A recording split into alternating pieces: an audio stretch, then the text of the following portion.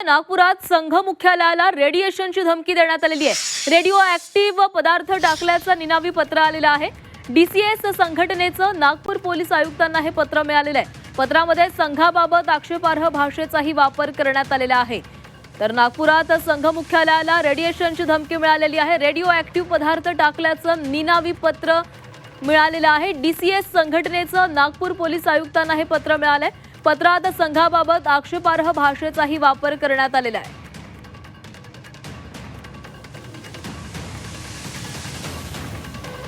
तर संघ मुख्यालयाला रेडिएशनची धमकी आलेली आहे। पत्रामध्ये संघाबाबत आक्षेपार्ह भाषेचा वापर करण्यात आलेला आहे। या संदर्भामध्ये बोलणार आहोत आमचे प्रतिनिधी अमर काणे आपल्यासोबत आहेत। अमर, संघ मुख्यालयाला रेडिएशनची धमकी आलेली आहे, निनावी पत्र मिळालेलं आहे, काय अधिकची माहिती आहे?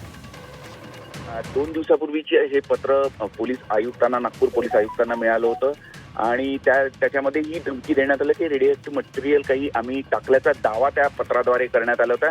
त्यानंतर संपूर्ण सुरक्षा यंत्रणा, पोलीस यंत्रणा सतर्क झाला।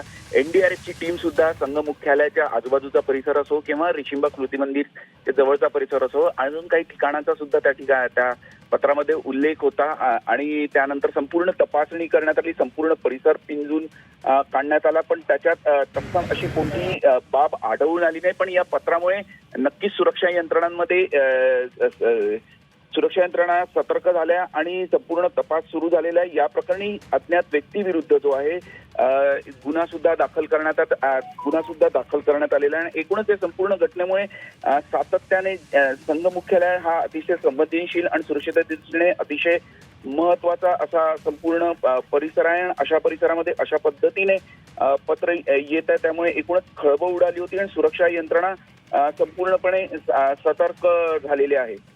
धन्यवाद अमर, दिलेल्या सविस्तर माहितीसाठी।